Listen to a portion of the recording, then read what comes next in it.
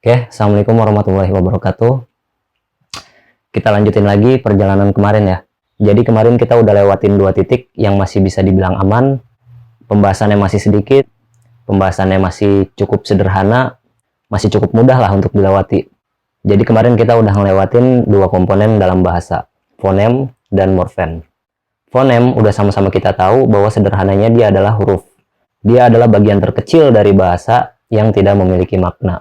Ya tentu, ketika suatu fonem atau suatu huruf berdiri sendiri, maka dia tidak mempunyai makna. Nah, tapi nanti di dalam bahasa Inggris, ada yang secara bentuk, dia memang hanya terdiri dari satu huruf. Tapi dia bukan merupakan fonem, melainkan word. Nah, nanti kita akan sampai ke sana. Jadi udah sama-sama kita tahu bahwa fonem itu sederhananya adalah huruf, dan dia merupakan bagian terkecil dari bahasa yang tidak memiliki makna. Nah, tapi ketika fonem-fonem ini terangkai menjadi suatu rangkaian, maka mulailah dia memiliki makna. Mulailah dia berubah bentuk menjadi komponen bahasa yang kedua yang disebut dengan morfem. Nah, kemarin udah kita bahas bahwa morfem itu sederhananya adalah kata dasar dan imbuhan. Saya bilang sederhananya karena sebetulnya pembahasan morfem ini nggak sesederhana itu ya. Sebetulnya lebih kompleks lagi pembahasan morfem ini. Cuma memang karena fokus kita adalah grammar, maka kita batasi dengan 2 kata kunci tadi, yaitu kata dasar dan imbuhan. Nah, mungkin bagi teman-teman yang pengen tahu lebih jauh gitu tentang morfem, mungkin bisa cek pada kajian-kajian atau diskursus tentang morfologi ya. Misalnya nanti ada bentuk yang lebih kecil lagi gitu dari morfem yang disebut dengan alomorf. Nah, di balik alomorf itu ada bentuk yang lebih kecil lagi yang disebut dengan morf. Ya gitulah kira-kira. Itu anak-anak sastra yang lebih paham ya. Oke, kita runut lagi kronologi perjalanannya. Jadi fonem, komponen bahasa terkecil yang nggak bermakna apa-apa itu, ketika ia menjadi suatu rangkaian, maka rangkaiannya itu disebut dengan morfem, komponen bahasa yang kedua. Nah, dengan begitu pula, dia mulai memiliki makna. Jadi yang tadinya fonem itu tidak memiliki makna, ketika ia terangkai dan berubah bentuk menjadi morfem, mulailah ia memiliki makna. Cuma masalahnya grammar itu kan nggak berhenti pada makna ya. Grammar nggak hanya menuntut makna. Jadi ada hal lain yang dituntut oleh grammar, yaitu kelas kata. Jadi grammar nggak hanya menuntut makna, tapi lebih dari itu, grammar juga menuntut yang namanya kelas kata. Nah, sampailah kita pada komponen bahasa yang ketiga, yaitu word atau kata. Karena si word inilah yang selain dia memiliki makna, dia juga memiliki yang namanya kelas kata. Jadi word ini secara definitif merupakan bagian terkecil. Kemarin saya sempat sampaikan ya bahwa 3 komponen pertama dalam bahasa itu, yaitu fonem, morfem, word, itu dikelompokkan menjadi bagian terkecil dalam bahasa. Nah, maka word ini masih merupakan salah satu bagian terkecil dari bahasa yang bermakna dan berkelas kata. Jadi sama seperti morfem, ada 2 kata kunci ya dalam word ini, yaitu bermakna dan berkelas kata. Yang nanti di dalam grammar, kelas kata ini diistilahkan dengan the parts of speech.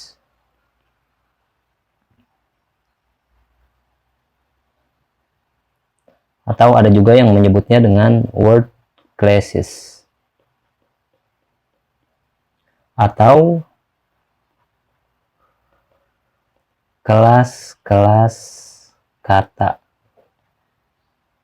Parts of speech ini untuk memudahkan kita menghafalnya, kita singkat dengan POS. Nah, tapi part of speech ini atau POS ini kita simpan dulu ya. Jangan terlalu kita hiraukan dulu, karena sebetulnya pada sesi ini kita belum sepenuhnya masuk pada pembahasan part of speech. Kita masih fokus pada komponen bahasa yang ketiga, yaitu word, yang kebetulan mau nggak mau kita harus menggunakan media part of speech ini. Kenapa saya bilang mau nggak mau kita harus pakai media part of speech ini atau POS ini? Karena nanti seluruh kata-kata yang ada di dalam bahasa Inggris itu pasti merupakan bagian dari the part of speech, yang jumlahnya ada 8, yaitu noun, pronoun, verb, adjective, adverb, conjunction, preposition, dan interjection. Jadi kalau kita menemukan suatu kata gitu di dalam bahasa Inggris, itu bisa dipastikan kalau suatu kata itu pasti merupakan bagian parts of speech. Pasti merupakan bagian dari POS. Kalau dia bukan noun, ya berarti dia pronoun. Kalau bukan pronoun, berarti dia verb. Kalau dia bukan noun, pronoun, atau verb, berarti dia adjective, dan seterusnya, dan seterusnya. Sama halnya dengan bahasa Arab. Ketika kita menemukan suatu kata atau suatu kalimah itu kata ya. Nah, ini orang yang sering ketukar juga nih. Jadi, kalimah di dalam bahasa Arab itu artinya kata, bukan kalimat. Kalau bahasa Arabnya kalimat, yaitu jumlah. Makanya nanti ada jumlah ismiyah, ada jumlah fi'liyah, ada sibeh jumlah misalkan. Jadi kalimah di dalam bahasa Arab itu maksudnya kata. Kalimah in Arabic, the mean is kata in bahasa. Jadi bukan kalimat. Nah, ketika kita menemukan suatu kata atau kalimah di dalam bahasa Arab, itu bisa dipastikan bahwa kalau dia itu bukan kalimah isim, berarti dia kalimah fi'il. Kalau bukan kalimah fi'il, berarti dia huruf. Itu pasti, nggak mungkin keluar dari situ. Makanya kitab gramatika dasar bahasa Arab, yaitu Jurmiyah ya, itu dibuka dengan kalimat atau dengan nadom, al-kalamu wal lafdul murakkabul mufidu bil wad'i, wa aksamuhu salah satun, ismun, wa fi'lun, wa harfun, ja'a limaknan. Jadi seluruh kata-kata di dalam bahasa Arab itu bisa dipastikan nggak keluar dari 3 kelas kata itu, yaitu isim, fi'il, dan huruf. Ya tentu nanti pembahasannya lebih panjang lagi ya. Tapi intinya nggak keluar dari 3 kelas kata itu. Nah, begitupun dengan kata-kata di dalam bahasa Inggris. Itu nggak mungkin keluar dari the parts of speech. Pasti merupakan salah satu dari yang 8 itu. Noun, pronoun, verb, adjective, adverb, conjunction, preposition, dan interjection. Nah, ilustrasinya bagaimana sih? Misalkan di sini kita punya contoh kalimat I buy a guitar. Nah, maka kalau kita analisa kalimat ini, kata I di sini merupakan pronoun, lalu buy merupakan verb, sementara a di sini merupakan adjective, dan gitar di sini merupakan noun. Nah, inilah dia yang disebut dengan the parts of speech. Nah, begitu ilustrasi sederhananya. Nah, tadi saya singgung bahwa ada kalanya yang terlihat seolah seperti fonem karena hanya terdiri dari satu huruf ya. Tapi dia sebetulnya bukan fonem, melainkan word, yaitu I di sini. I di sini dan E di sini. I dan E ini terdiri hanya dari satu huruf. Tapi mereka bukan merupakan fonem, melainkan word. Karena apa? Karena dia memenuhi syarat dari word, yaitu memiliki makna dan kelas kata. Ya tentu I ada maknanya, saya. Dan dia pun memiliki kelas kata yang berupa pronoun. Begitupun di sini, dia memiliki makna sebuah, dan dia memiliki kelas kata yang berupa adjective. Jadi huruf A di sini beda dengan huruf A yang di sini misalkan. Jadi huruf A yang berada di dalam gitar, itu disebut dengan fonem. Karena dia tidak memiliki makna apa-apa ketika berdiri sendiri. Tapi A yang sebelum kata gitar, itu merupakan word. Karena kembali pada definisi word, dia memiliki makna dan kelas kata. Begitupun huruf I yang di sini, dia merupakan word karena dia memiliki makna dan kelas kata. Berbeda dengan huruf I yang berada di dalam kata gitar ini, dia merupakan fonem karena dia tidak memiliki makna apa-apa ketika dia berdiri sendiri. Nah, jadi gitu ilustrasi sederhana tentang parts of speech ini. Oke, kita kembali pada word. Jadi word ini nanti dibagi atau dikelompokkan berdasarkan 2 hal. Yang pertama, words dibagi berdasarkan kategori.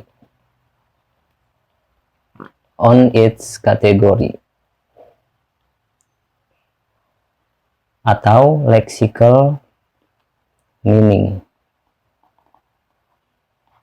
Yang artinya berdasarkan makna kamus. Nah, kamus yang dimaksud biasanya kamus Oxford ya. Seperti ini. Nanti kita coba simulasikan untuk penerapannya. Lalu yang kedua, word dibagi berdasarkan fungsi atau based on its function. Yang artinya dilihat dari posisi dalam kalimat.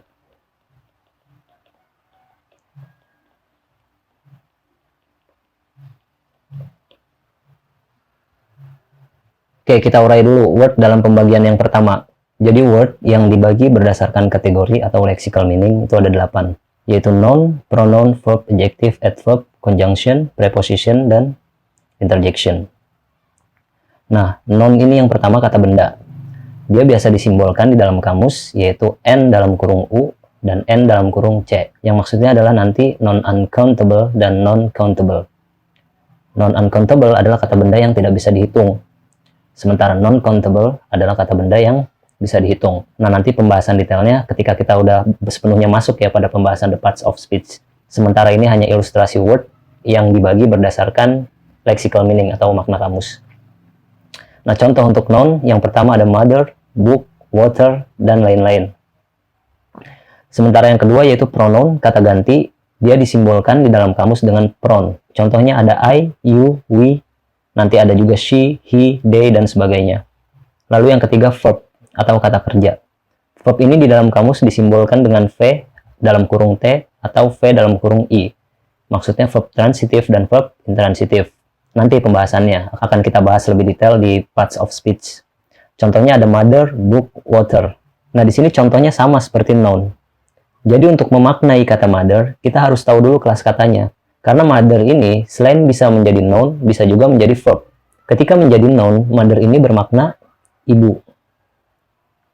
Sementara ketika posisinya sebagai verb, maka dia berarti merawat. Begitupun book. Book ketika posisinya sebagai noun, maka dia berarti buku. Sementara ketika ia posisinya sebagai verb, maka berarti memesan. Makanya ada istilah booking gitu ya. Lalu kemudian water. Water ini juga bisa berarti air ketika dia posisinya sebagai noun. Tapi bisa juga ia berarti menyiram ketika ia posisinya sebagai verb. Nah, makanya beruntunglah kita ya sebagai orang Indonesia yang memiliki bahasa itu begitu detail, begitu proporsional gitu. Sehingga satu makna itu bisa beragam kata gitu. Beda dengan bahasa Inggris yang satu kata bisa beragam makna. Sehingga kita harus menganalisa dulu kelas katanya dia sebagai apa untuk kita bisa mengetahui maknanya. Misal untuk memaknai jatuh, kita punya beragam kata yang lebih detail untuk menggambarkan peristiwa jatuhnya seperti apa. Kita punya kejungkel, kejeledak, jempalik misalkan, nyusruk, dan sebagainya. Tapi bahasa Inggris hanya punya satu kata yaitu fall. Sehingga kita lebih unggul, kita punya beragam kata yang lebih akurat dalam menggambarkan suatu fenomena gitu. Nah, lalu selanjutnya ada adjective atau kata sifat. Disimbolkan dalam kamus dengan adj seperti ini ya, adjective maksudnya. Contohnya kind, tall, handsome, atau beautiful, cute, dan sebagainya. Lalu ada adverb, dilambangkan seperti ini, adv, contohnya here, there, yesterday, dan sebagainya. Lalu ada conjunction, kata sambung, disimbolkan dalam kamus dengan simbol conj, contohnya ada after, before, and, dan sebagainya. Lalu ada preposition, kata depan, disimbolkan dengan prep di dalam kamus, contohnya after, before, in. Nah, sama halnya seperti noun dan verb tadi ya, antara conjunction dan preposition itu terkadang memakai kata yang sama. Nah, untuk menganalisa apakah after misalkan di sini, apakah after itu merupakan conjunction atau preposition, kita harus menganalisa rangkaian kata di dalam kalimatnya. Nah, nanti setelah ini akan kita bahas. Lalu yang terakhir ada interjection, yaitu kata seru. Disimbolkan dengan exclaim. Misalnya ouch, atau aduh, atau bisa juga mungkin wow. Nah, itu adalah ekspresi-ekspresi emosional ya, yang disebut dengan interjection, kata seru. Nah, oke, kita simulasikan ya. Misalkan kita coba cari kata water. Nah, secara general, water ini dilambangkan dengan N, yaitu noun ya. Tadi kita udah bahas, dalam kurung U. Artinya water ini kata benda yang uncountable, tidak bisa dihitung. Tapi ada kalanya, water itu sebagai verb dalam kurung transitif. Maka ketika dia menjadi verb transitif, maknanya bukan lagi air, tetapi menyiram. Jadi dia menjadi kata kerja. Nah, kurang lebih seperti itu. Pembagian bahasa yang berdasarkan makna kamus. Berikut simbol-simbolnya. Nah, sekarang kita coba jabarkan tugas-tugasnya dari masing-masing kelas-kelas kata ini ya.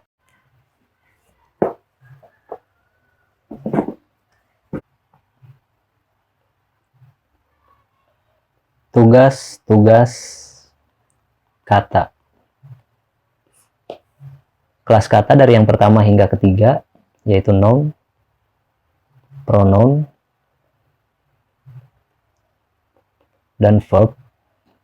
Ketiga ini merupakan the central core of sentence. Jadi the central core of sentence atau inti pembentuk kalimat.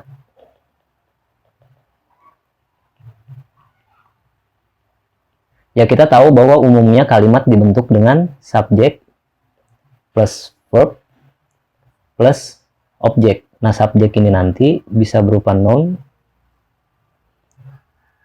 atau pronoun. Sementara verb ini tentunya verb dan objek, seperti halnya subjek, bisa merupakan noun atau pronoun. Nah, itulah tugas dari tiga kelas kata yang pertama, yaitu noun, pronoun, dan verb. Oke, contoh. Misal ada kalimat I love coffee misalkan. Maka I di sini merupakan subjek yang kelas katanya adalah pronoun. Sementara love ini merupakan verb yang berkelas kata verb, dan coffee merupakan objek yang berkelas kata noun.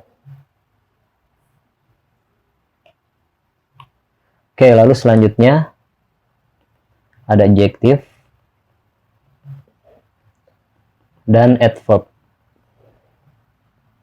Adjektif atau adverb ini kata keterangan ya, atau kata penjelas. Jadi dua-duanya ini dalam istilah grammar nanti, atau dalam istilah nanti kita akan sampai ya pada pembahasan phrase, yaitu disebut dengan modifying word.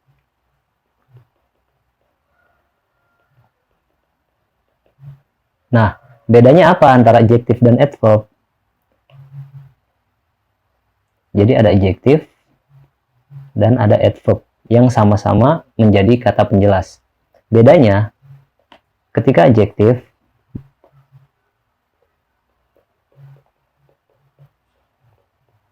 yang dia jelaskan adalah noun.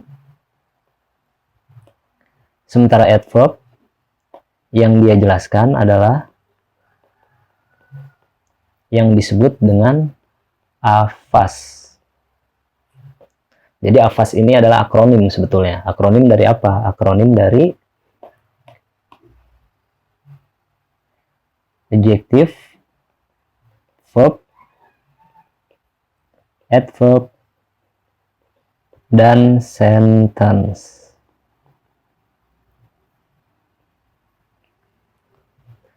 Jadi kalau adjektif itu yang dijelaskan adalah noun, sementara adverb itu ada kalanya menjelaskan adjektif, atau bisa juga dia menjelaskan verb, atau ada kalanya dia menjelaskan adverb, dan mungkin bisa juga dia menjelaskan sentence gitu. Yang untuk memudahkan kita menghafalnya disingkat dengan afas. Oke, untuk lebih jelasnya kita langsung aja masuk ke contoh. Kita buat beberapa contoh, misalkan a car. Kita tahu bahwa car atau mobil adalah benda, berarti dia noun. Maka penjelas di sini yang berupa ini atau sebuah, karena yang dijelaskan adalah noun, berarti dia merupakan adjective.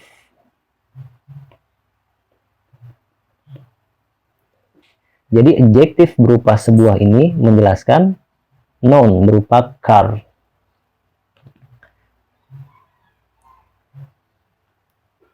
Contoh lain, misalkan so sweet. So sweet. Kita tahu bahwa sweet di sini maksudnya adalah suatu kata sifat ya, adjektif.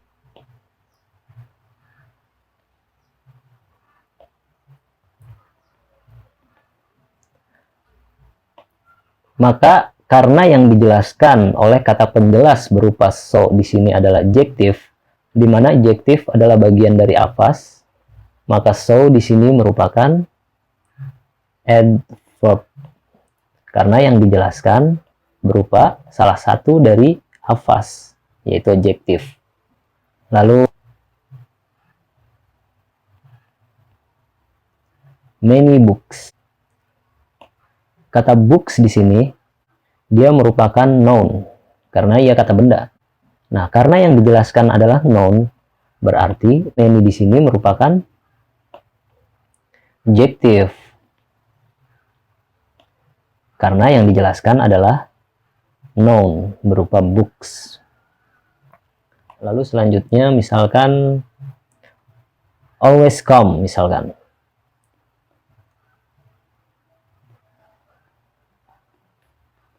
Always come. Come, datang, itu merupakan verb, kata kerja. Maka always di sini, karena yang dijelaskan adalah verb, di mana verb juga merupakan bagian dari afas, maka always di sini merupakan adverb. Karena yang dijelaskan merupakan verb, di mana verb adalah salah satu dari afas tadi yang berupa come, datang. Lalu selanjutnya misalkan too slowly. Nah, biasanya kalau ada kata yang berakhiran li gini biasanya dia adverb ya. Jadi slowly ini merupakan adverb. Maka to di sini karena yang dijelaskan adalah adverb, di mana adverb ini juga merupakan bagian dari afas, maka to di sini berkelas kata adverb. Jadi too slowly, terlalu lambat. Adverb menjelaskan adverb. Oke, lalu selanjutnya kita buat yang lebih panjang. Misalkan finally she loves me. Nah, she loves me di sini merupakan suatu rangkaian sentence atau kalimat. Nah, lagi-lagi sentence ini merupakan bagian dari afas. Maka finally di sini kelas katanya adalah adverb. Karena yang dijelaskan adalah salah satu anggota dari afas, yaitu sentence. Lalu satu lagi deh. Misalkan I sing melodiously. Nah, ini biasanya yang mulai agak bikin bingung. I, sudah jelas, dia pronoun. Sementara sing, verb, karena kata kerja. Nah, melodiously ini, dia merupakan adverb, karena yang dijelaskan adalah verb. Saya bernyanyi dengan merdu. Yang dijelaskan dengan penjelas berupa dengan merdu itu kan nyanyian saya. Nah, maka melodiously di sini karena menjelaskan verb, di mana verb ini merupakan anggota afas, maka melodiously berkelas kata adverb.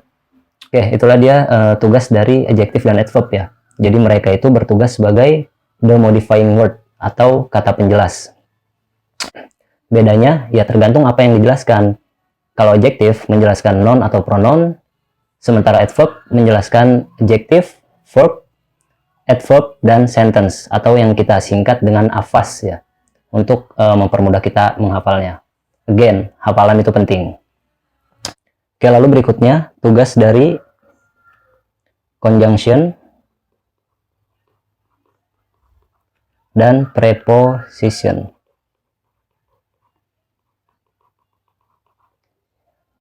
Di mana mereka ini sama-sama bertugas sebagai the relating word.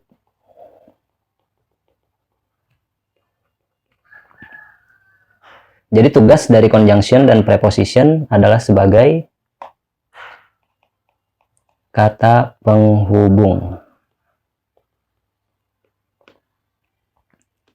Nah, bedanya nanti ada pada polanya. Conjunction memiliki pola, yaitu conjunction plus subject plus verb. Sementara preposition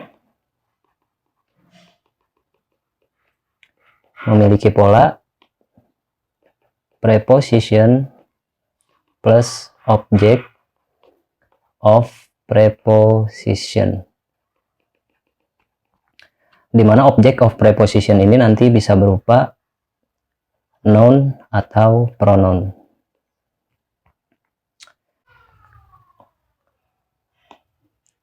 Nah, ini pola yang perlu dihafal.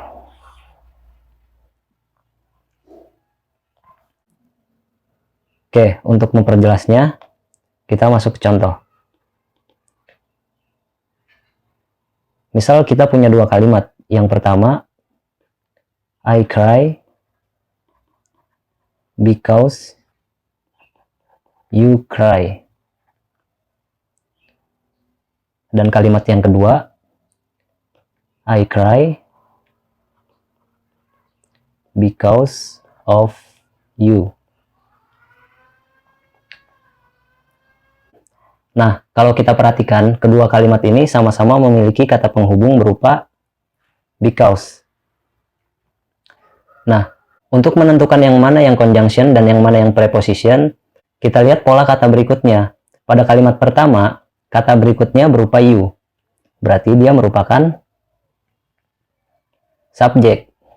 Lalu setelah you, cry ini merupakan verb.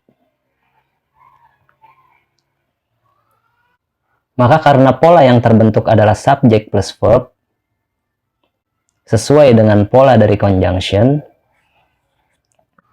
maka because pada kalimat pertama merupakan conjunction. Sementara pada kalimat kedua, kata setelahnya adalah you, di mana you ini adalah object of preposition. Maka because of di sini adalah sebagai preposition. Karena pola yang terbentuk adalah preposition plus object of preposition, di mana pola ini ialah pola yang dimiliki oleh preposition. Oke, jadi itu tugas dari conjunction dan preposition. Mereka sama-sama bertugas sebagai kata penghubung ya. The relating word. Bedanya ada pada polanya. Conjunction berpola conjunction plus subject plus verb, sementara preposition polanya adalah preposition plus object of preposition, di mana object of preposition itu bisa berupa noun atau pronoun. Nah, yang terakhir adalah tugas dari interjection. Tugas dari interjection ini ialah showing emotion. Ya, mungkin emosi itu nanti bentuknya bisa kekaguman, bisa keterkejutan, atau emosi-emosi lainnya. Nah, contohnya tadi pada tabel udah kita contohkan ya, misalnya ada ouch atau wow ya misalnya. Ya, dan sebagainya lah. Nah, itu dia word yang dibagi berdasarkan kategori ya, atau makna kamus, lexical meaning. Berikut dengan tugas-tugas katanya.